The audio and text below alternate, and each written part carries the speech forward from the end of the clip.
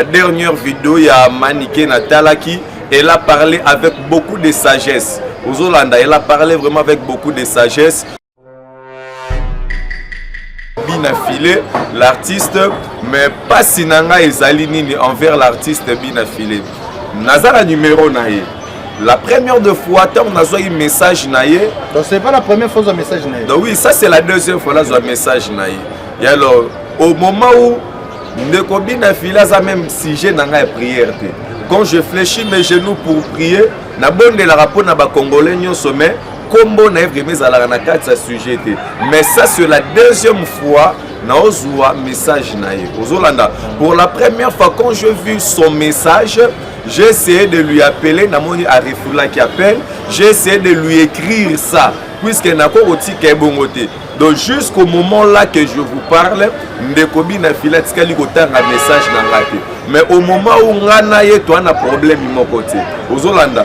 Mais je me demande beaucoup de questions, pourquoi Ndeko Binafilé a attaqué message ou en tête. Diable a yebaki que Farmalo la soka comme une église wana. Il y a des âmes au balingé basa la sauver. Irréprochable. Un serviteur de Dieu doit être irréprochable sur tous les domaines.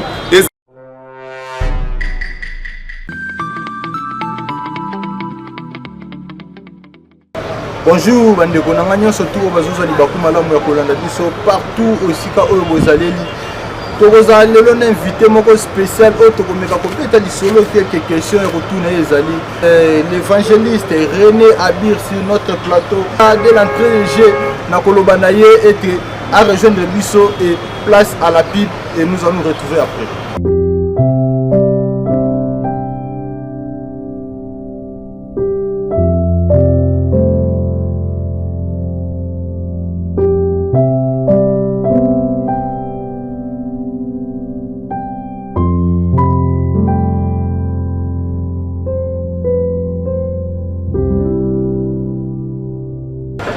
De retour sur notre plateau, il est déjà avec nous, lui c'est l'évangéliste René Abiri. Avec lui que nous allons parler, nous allons essayer de décortiquer quelques actualités, surtout sur les églises, et sur ma vision, jouer la rabatou. C'est-à-dire vision et les amis, mais elle va mettre le solo aux gens. Et est-ce que comme elle a qui moutongo et avec lui une autre solo. Bonjour évangéliste René Abiri. Oui, bonjour l'homme de Dieu aussi, mon frère Big Man. Et puis aussi bonjour aussi na bande cognon surtout au bazota la biso en ce net moment partout dans le monde. Na profité na occasion oyo ya kopé sambote na ndeko na ngai frère ami et David Etonginda donc bambote belé et puis na kopesa pe mbote puisque baza tellement belé si on a bandi kopesa mbote awa donc liste eza vraiment moulai makasi mais je vais juste saluer quelques-uns la prophétesse maman Paola Schengen na kati ya Londres, maman Cornelia Douci du Vinci et Zamba Pambolo, maman Royale Kinalele, moi Siambongo Ebele, maman Dani Bokombe Tsunami, maman Mimi Moujeka, maman la Chris Kalanda, ma soeur chérie Grace Lumingu depuis les États-Unis d'Amérique, maman Nangamoko Jeannette Mweni, et puis sans oublier notre papa Willy Mouché Nico Damboka, Zambalo la Apambola, donc Malo désert. Ah, Zamba Pambola, biso to Pambola, de la méconnaissance sur la Zolanda biso. Et dès l'entrée de Jésus, on va dire que Moussali. Donc j'ai fait aussi partie du service de le royaume d'ici parce que je suis un chrétien. Oui. Christ nous a dit, dès que vous faites partie de mon royaume, vous êtes tous serviteurs. Oui. C'est pourquoi au moins il y a mes qui golo parce que tu veux retourner. Ah, mais il n'y a pas de poster, mais Moussali. Merci que ça précision des termes très important. Puisque la Bible nous dit dans le livre de Matthieu 28, allez partout dans le monde et faites de toutes les nations mes disciples. Jésus a dit que vous salez na batu ba chrétien, tout que de vous salez na batu ba fidèle, tout que de vous salez na batu ba croyant, mais faire des gens des disciples. Batu o ba vous allez mieux pour propager la parole de Dieu de la même manière local là yo, vous allez faire mon copain ba disciple au yambinga pour te partager ça mon malam. Merci beaucoup. Merci vraiment une invitation, il y a pour partager la biso moment. Merci. Et nous aurons quelques questions à parler et surtout, nous allons d'abord commencer avec cette question sur l'église. Vous êtes représentant légal du ministère ou l'église Oyo Kambakanzamba Pesio et Mukumba Wane ya Kukamba Bandekobele. D'abord, bonne santé église. Oui, santé ça bien, église Pézali très bien. Évangéliste Reina Birazali, pasteur, responsable d'une église que Dieu m'a confiée. Donc, mission évangélique d'intercession internationale. Donc, déjà, c'est pour ce 3 octobre, Awa, Tozoko qui sa deuxième année, Nabiso, il y a existence, il y a ministère. Na iza na maman moko na poto, akabelanga soulier. Donc, soulier wana, eza évangile. Et bien, na musala nzambe so muta kabelio, biloko loko la soulier, sapato. Hein? Donc il y a liboso ezali la prophétesse Marie-Madeleine Tumba na pesie bambota truya zalaka na biso na Kinshasa wa ya mibale ezali maman na ngai Anastaire Fraser. Hein? Maman Anastaire Fraser na pesie bambote ensemble na maman fille maman Masolo bambote ya trop. Donc église ezo évolué bien, nous sommes là na ville de Kinshasa na commune ya Bandalungwa et avenue Patou numéro 7. Alors, vision nanga ezate que tous à la na Kinshasa, tous à la paix na Équateur, tous à la paix na Bandundu, tous à la paix na Boma, pour être tout bana kusala musala nzambe lulenge esengeli. Puisque lelo, je ne suis pas là pour accuser ou bien pour critiquer. Donc ebele bazo sala musala nzambe, il y a trop de remarques, il y a trop de reproches. Alors que apôtre Paul azali koebisa na Timothée était l'évêque doit être irréprochable. Un serviteur de Dieu doit être irréprochable sur tous les domaines. Et dans le domaine il y a ndaku, et dans le domaine il y a donc c'est-à-dire dans le domaine de la société. Donc sur tous les domaines on doit être irréprochable. Et alors mais lelo sokotali on nous reproche de beaucoup de choses. Aux Hollanda, on nous reproche de beaucoup de choses. Voilà pourquoi à l'aide de Saint-Esprit, nous sommes en train de chercher à faire quand même ce qui est mieux. Pour plaire na mission Nzambe et non na mission Yabatu. Donc la mission est la mission évangélique d'intercession internationale. Donc nous sommes là et na avenue Patou numéro 7 na commune ya Bandalungwa, nous sommes là. Parce que au Meku Kobet a solo à 2 ans d'existence, c'est pour bientôt. Bah difficulté nous coûtait pendant Babaton. J'ai rencontré beaucoup de difficultés tout au long, il y a depuis un ministère. J'ai rencontré de mépris. Il y a eu même des gens qui ont humilié les Hollandais. Et ngamoko pe nzoto na ngamoko pe na komaki obstacle pour na ngamoko parce que il m'est arrivé vu il y a ba situation et ba réalité on a comme kokutana nango. Donc j'ai eu même peur. Aux Hollandais, j'ai eu quand même peur. J'ai été humilié, insulté, critiqué de plusieurs façons. Mais cela ne m'a pas interdit à aller encore en avant, puisque je suis celui qui écoute la voix du Seigneur. Quand j'avais pris la décision d'abandonner, et c'est alors que le Seigneur est venu pour me dire: Abiri, la mission n'est pas pour tes amis ni pour quelqu'un d'autre, mais la mission est pour toi. Donc le rôle de monsieur Zaponanga, je m'engage, je prends la responsabilité. Donc il y a eu vraiment beaucoup de difficultés. Il y en a eu vraiment plein. Je pense que ce Nabina Bandarobet est solo. Donc aujourd'hui sont vraiment temps et belé. Mais sinon, parcours Topenzela, il y a moto Oazali appelé et ça aura toujours des obstacles. Aux Hollandais, totali ba vie à David, parcours nangufo azala non azamba, il faut les kabwa kutana na ba Goliath. Donc c'est-à-dire que so okutani na na ba combattre tout au long de votre parcours ya ministère, c'est-à-dire que Dieu n'est pas encore là avec toi. Puisque Dieu est avec toi, tu dois être devant Pharaon et tu dois démontrer la puissance de Dieu. Donc, merci. Malgré ma combat, malgré ma difficulté, malgré ma insulte, ma mépris, ainsi de suite, mais il m'a donné toujours la force d'être là et toujours, j'ai toujours dit, je n'ai point honte d'annoncer l'évangile. Effectivement, parce que toujours nous avons une question mais la ligne qui question qui est beau tami place wana et tout le monde qui est aux la lelo veille mortuel il y a oyo ya moko na bino ba pasteur Famalola oyo akufaki et biso nyonso toyebaki circonstance nini ekozaki liwa na ye et puis toyaki kolanda intervention ya les prophètes de la nation pasteur et les prophètes de Nilesi si la mort ya ndeko na biso Famalola alobi ete un serviteur de Dieu akokozala kaka traumatisé na ba méchanceté takoza mutu bakanda te et effectivement tomonaki kanda eloko nini ekozé na vie ya ndeko Famalola lelo père de vie na ye. Alors na linga notre question na ngina tuneza ki un serviteur de Dieu face à obstacle pendant que vous kende koteya réaction na ekozala nini? Bon, faut que d'abord un serviteur de Dieu, c'est un représentant de Dieu. Tozali comment on a été lorsque tout le monde a serviteur de Dieu, tout le monde a image en Nzambe. Même biso batuna mukili to sala Nzambe mabe.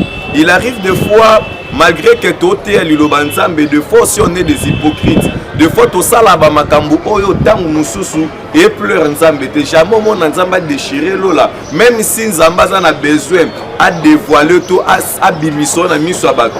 Il a des mécanismes, il a des façons. C'est-à-dire qu'on doit avoir la nature de Christ. On nous appelle de chrétiens. On doit avoir la nature de Christ. On doit avoir à être calme devant des situations. La Bible nous parle de Jésus lorsque Bazali ko accusé Bazolo benge kutu même Belzéboul aux Hollandais. Qui entre nous a été insulté comme Jésus? Qui d'entre nous a été combattu comme Jésus? Est-ce que c'est important? La Bible nous dit qu'il y avait même des situations où à laquelle Jésus gardait silence. Ce n'est pas important. Un serviteur de Dieu, Bible lobby, ce qui va mettre au matin à droite, peut ça les sous l'état à gauche. Quel est ce serviteur-là? Au zone de ma humiliation. Je suis même, je peux dire pas surpris. Il y a au moins un serviteur de Dieu à supporter ma insulte, à supporter ma mépris, à accueillir au fond d'amoninga un serviteur de Dieu na kati à la police. Vous vous imaginez? Donc c'est-à-dire qu'un serviteur de Dieu, un homme de Dieu, c'est un homme de la paix, c'est un homme qui cherche la paix. Peu importe la situation spirituelle, yo musali na Nzambe ozo kende côté. Déjà message oyo zo memakati na oyeba keza de ya komba. Monde des ténèbres et kolingate yo kende ko pesa message wana et ko combattre oti na suka po et étouffer message o Nzamba pesu wana puisque il y a des âmes diable ayeba ki ke Famalola soka comme une église wana il y a des âmes au balinga bazala sauver il y a des âmes maintenant voilà pourquoi le diable est entré chez lui na kati na colère ezali moko ya ba sémence ya diable présence ya monde des ténèbres c'est-à-dire que colère au possibilité. Regardez maintenant le résultat. Ezali moko ya batoli topé moko ya ba conséquences. Ouais c'est ngana biso ba sena nzambe tozala nango prudent même à la maison. Hein, osali pasteur, moi si nao asili ki maman pasteur appelle sur ne te précipite pas ko beta maman pasteur. Il y a un serviteur de Dieu, c'est un homme doux. C'est un homme calme, c'est un homme responsable. C'est-à-dire que même à la rue, Moutapé sur Kanda, c'est-à-dire que Yeba s'est maîtrisé. Est-ce que vous avez un message au groupe dans la famille Famalola? Oui, message ezaka moko na famille ande konabiso wa kufeli et famille naye bozala na kimia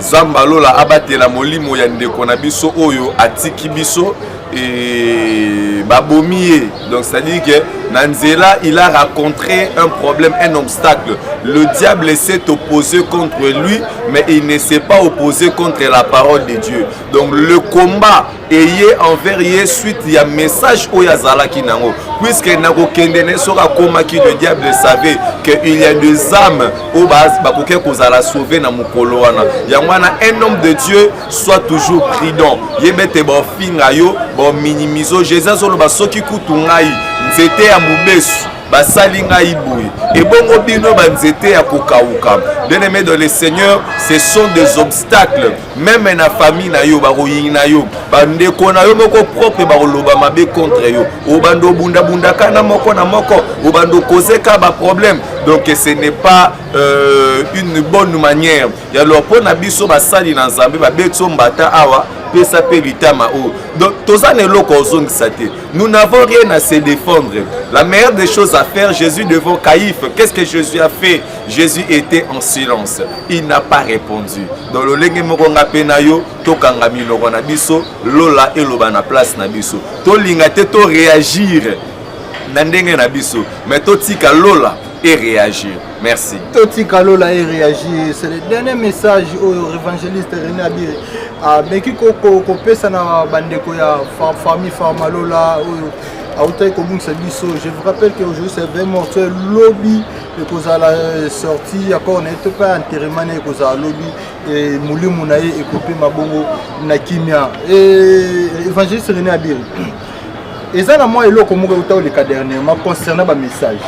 Tout le monde qui ne connaît pas JF Ifongi après ce qui message concernant ne connaît pas autant que ça Mimi Chikeva message il y a que non na zomo na danger moko liboso na yo et puis tout le monde s'accomplit entre autres s'accomplit c'est loyer tout le monde qui peut le prophète de la nation dénilé ici à mon équipe message moko concernant ton père de grand homme de Dieu na mboka na biso effectivement tout le monde qui bongo liwa ya papa na biso les patriarches baruti kasono ainsi que la mort ya maman Blanche Tunasi entre autres selon un message au nzamba la kisaki et kokisami et aujourd'hui nzambe asungio alaki amonisio message moko pona ndeko moko azali pe célèbre ya mboka na biso o tokotanga vraiment comme mais tokozala vraiment na posa to loba message ya ngwa tokosepela mingi ceux qui bandeko ba koyoka ba benga yo to pe oluka mécanisme nini o kota naye en contact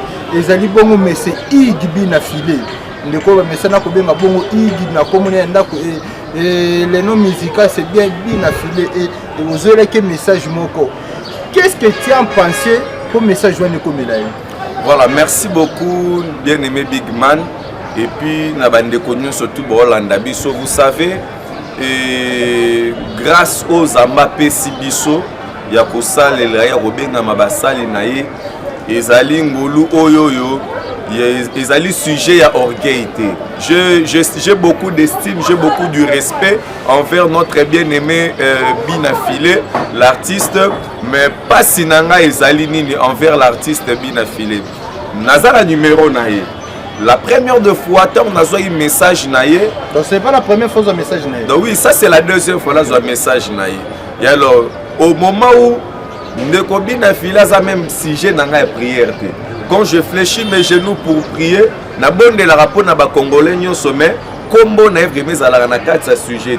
Mais ça c'est la deuxième fois na ozwa message naïe. Ozolanda. Pour la première fois quand je vu son message, j'ai essayé de lui appeler na moni Arifula qui appelle, j'ai essayé de lui écrire ça puisque na ko oti ke bongote.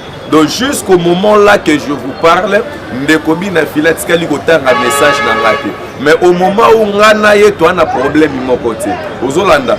Mais je me demande beaucoup de questions.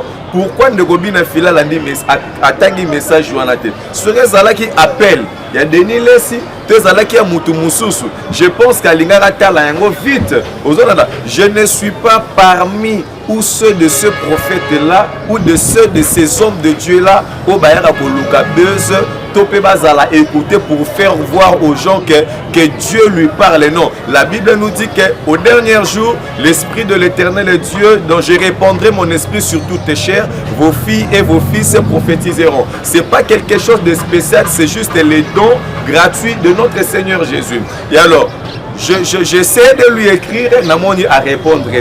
Pour nanga na munyango eza lokola Régé eza lokola Aïen donc je ne sais pas manque ya considération ozolanda mais bandeko na biso fo boyeba keno mosali na nzamba mukie ya munene azalaka te. Nous sommes des serviteurs de Dieu. Ozolanda donc nous sommes des serviteurs de Dieu na meka ko contacter na monia répondre kité et kaka lobi awawa Nazala qui est encore en train de prier. Le Seigneur m'a encore parlé de lui. Ce n'est pas moi qui ne veux pas aller le voir. Ozolanda. Mais Ngana Moussel Nzam. Je lui ai écrit, j'essaie de lui appeler. Namoni de quoi répondre à réagir. Mais ça c'est pour la deuxième fois. Donc, Nako kite côté les mandés Nazaliawa. nazwa message wana na pesa ndeko bina filé na ndenga média bo. C'est quelqu'un qui est connu, azape na famille, ape na bato pe ba respecta kaye, peut-être message yango ekosala pe pas ebele na bato mosusu ekosala. Il y a beaucoup de choses qui courent derrière ça, et likolo nango il y a aussi de mauvaises interprétations. Ya lo mena osengaka na ndeko hein komicha ba limite te. Omoni excellence na biso Tony Mwaba soto kutanaka na ye mais la longwa na pouvoir te, mais la longwa kozala ministre te, batu baboma ye ezali entourage na ye. Je suis allé moi-même pour aller voir l'excellence Tony Mwaba pour lui dire un message de la part de l'Éternel. Aux yeux bagarre du corps, aux yeux au tché babi mabwete. Donc le rôle na ye bakasa kinga lokola bagarre du corps ya Tony Mwaba bakasa kinga ina mona na été. Donc pour na bango bamona ke soki évangéliste ya bira kotsa solo la na excellence c'est ka kozwa bambongo bazo bangela pe bino bozaso bokoti mungu dimana bambadi pe bosimbisaka bandeko baka na porte te. Vraiment ce n'est pas forcément, ce n'est pas aussi obligatoirement puisque non papa nanga. Lorsque on apporte l'objectif c'est quoi? Il y a qu'un moto ozama lobeli ayoka message ozolanda ezala que orientation. Bonne excellence Tony Mwaba orientation ndeko na biso pe ikbina Philippe c'est ezali pe orientation nazu le rôle la désorientation. Il y a liboso ezala ki avertissement et orientation, il y a mibale o ezali avertissement. Donc c'est-à-dire que o ezali le rôle la dernière avertissement, l'Éternel le Dieu est en train de lui adresser. Mais Zamba ponya le kananzela nanga motopamba ozolanda mais alors ndeko nanga bina Philippe donc ozala na numéro nanga nga dana komela kiyo. Vraiment nalpesi message dans la médiaté pour ton respect et pour mon respect et pour le respect ya nzambe ope tozali kosalela. So ezalaki message pour na Congo mobimba na linga na pesa mais loko eza message pour na yo moko. Donc ta vie privée ezali ko engager kaka yo moko. Que le Seigneur Dieu nous fasse grâce. Tokutana, je sais que il y aura de bonnes choses. Je crois que bandeko ba Hollanda émission oyo bomeka vraiment ko poussa na pemeni ndeko monsieur Ig bomeka ko betele di solo. Asana numéro ya révérend Abiri ayebi très bien, ayebi ba ko sola. Je crois que azamutu yo kaka akoyoka batu. Bino lelo bozali ba éducateur ya mas. Bozaba ndeko o baza ko teya ete vie ya batu ezonga na limiemia. Boza kolinga ete relation ezala amoureuse, ezala amicale, ezala calme, ezala bien. Mais ezana eloko moko ezan peu ko traumatisé. Il faut toujours en parler parce que ce tolobi ngo pété muti pa kolobela ngo pona pe batu misusu azati. Yo zana batu oyo kambaka en église. Mais ndeko o toza komona manike na mobali na ye. Pourquoi na poser question wana? Bana na biso bakotaka réseaux sociaux. Baza komona o eza ko se passer. Et eza dans d'autres termes, eza destruction en masse.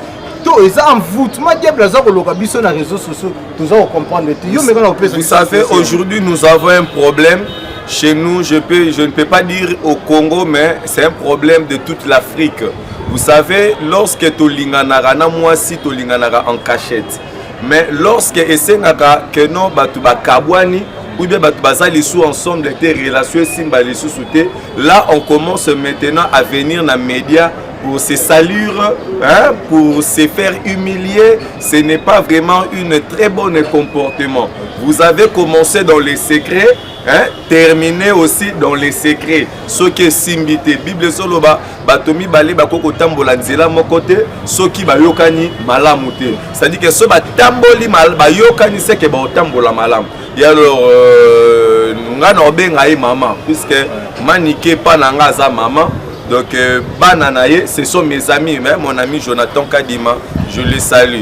Et alors mobali ya maman azalaza mukusa, azalazali mwana muketo obenge kaka papa.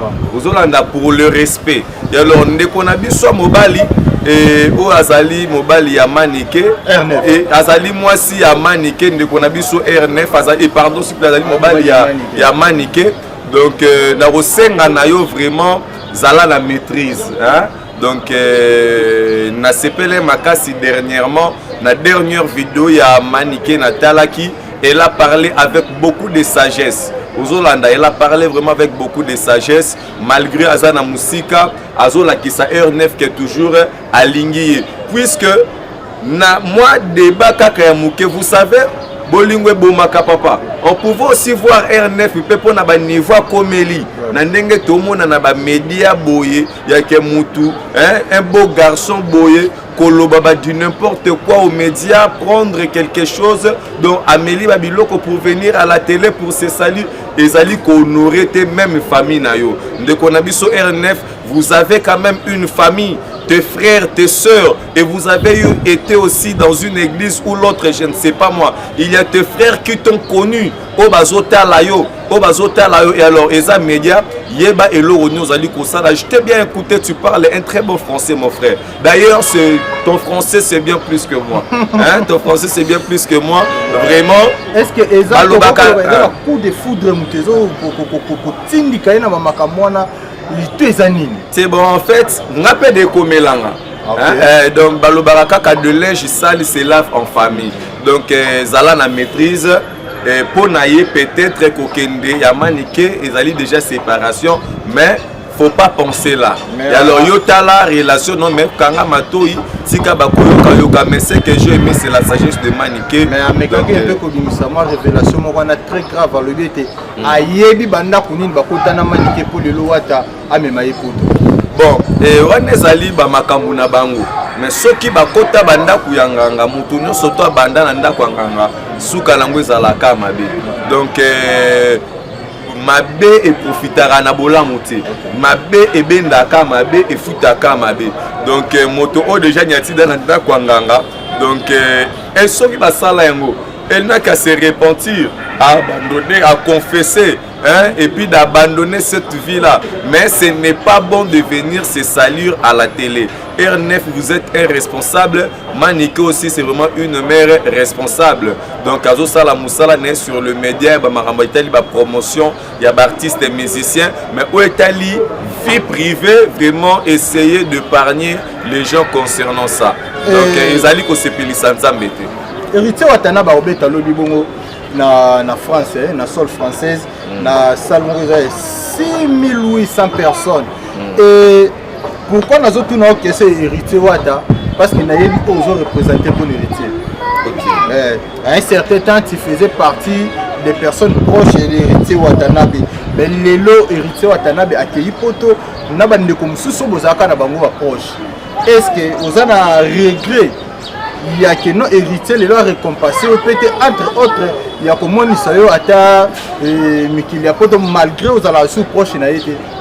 Bon, entre moi et héritier Watanabe l'artiste et la famille Timwata et la famille Timwata, donc Tozali famille, Tozolanda Tozali famille et Tozali vraiment famille. Il y a Olobatro et Zalité.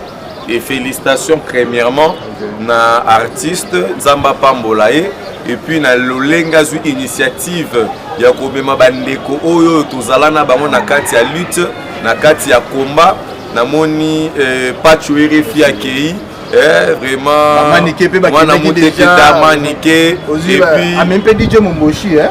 Oui, et puis j'ai vu Francis Dibaya, j'ai vu mon vieux Dadi Mola, Molasquin, vraiment, et ça livre vraiment, et c'est Romakasi.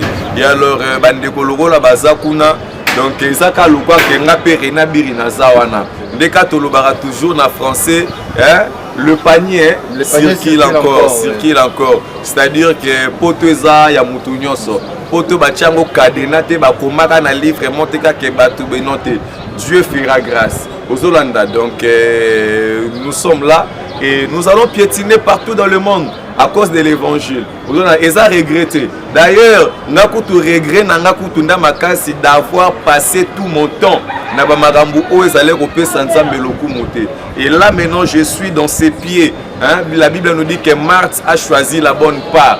Je suis dans la bonne part. Ce n'est pas celui qui est à la cuisine qui fait la nourriture, mais je suis dans le bon part. Je sais que l'Éternel est Dieu, le Dieu qui fait grâce, il nous fera grâce et la mission sera plantée partout dans le monde. Nous allons sillonner partout dans le monde et c'est déjà bien. Ça c'est la récompense humaine. Aux Hollandais. Mais en dehors il y a récompense au héritier Saleli Bango. Base l'appel sous récompense Yanzambe. puisqu'ils ont eu à lui soutenir quand même. Donc c'est un peu ça. Donc, salutations spéciales à toi les coachs, héritier Anto. Je serai demain avec vous sur Canal Mercure Show. Je serai l'ensemble avec toi, les coachs. Merci vraiment pour la oignon social pour nous. Et tous ceux qui ont déjà chité une émission mais ça ne logo moko mais qui peut côté les mélanga et mais qui komatanga nantima na ko lexa mo téléphone na poser vraiment l'évangéliste René Abiri ezali décision ya ministre ya justice oya lobby ete soki ozali na subasmate donc ceux qui pour ça la théologie té église peut faire à la distance à 500 mètres. Ceux qui accoutent aux règles, bon, merci beaucoup pour la question. Et monsieur le ministre d'État, Constant Mutamba, n'a apprécié premièrement Bambote Sikazali. J'ai pris à ce que Zambé abatte l'aïe, puisque Constant Mutamba, c'est quelqu'un que moi je connais, Yaboui en face. Nous avons été avec lui ici, là, dans l'avenue Kola. Et parmi même les guerres, les combats, les luttes, on était là aussi pour le soutenir. Donc, Constant Mutamba, le ministre, nous sommes fiers de toi.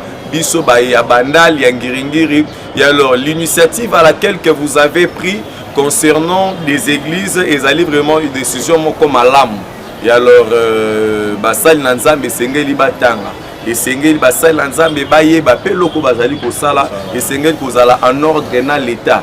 Donc, puisque l'État est en Nzambe. C'est-à-dire que si on désobéir dans l'État, il y a le boy penzam. C'est-à-dire que donc nous sommes des hommes de Dieu, mais nous sommes en formation, nous sommes encore en train de beaucoup apprendre et puis tous allés déjà en règle. Avec tous les documents, grâce à la communauté missionnaire cité de la grâce, il y a l'homme de Dieu, le prophète Daniel. Donc Bambo Théâtre, merci. Merci. Tokomi bongo na suka ngai na bino tokokuta na mbala sima mais salutations spéciales à toi les pasteurs Hermo Kupenza. Hermo Kupenza, je te salue et bon retour à Kinshasa ainsi que tel Naviv Kupenza. Salutations spéciales à vous mes amis. Na linga bino trop tokokuta na bongo ngai na bino mbala sima. Est-ce que tobosanelo tobosanité tokokuta na bongo na bino mbala sima. Na éviter ceux qui invités na nga vous en a dernier mot salutation à une ou deux personnes et puis to boucler émission tokokuta bongo prochainement. Yakolo Bezara que Jésus revient bientôt. To bongo la mitema. To changer bilamba nzoto te mais to bongo lande mitema. To mi pesa vraiment na maramna Nzambe to linga Nzambe. To kangama na Nzambe pour être yende solo. Bible lobi que je suis le chemin, la vérité et la vie. Donc to landa nzela bomo. Ozala na poto, ozala na Kinshasa, Yesu ndenzela ya bomo. Bamote nangaka kebele na bino to bolinganga évangéliste René Abiri pe bo soutenir nga Zambalola apambola. Quant à moi, je vous dis déjà un grand merci. Nous allons nous retrouver demain. Bye bye.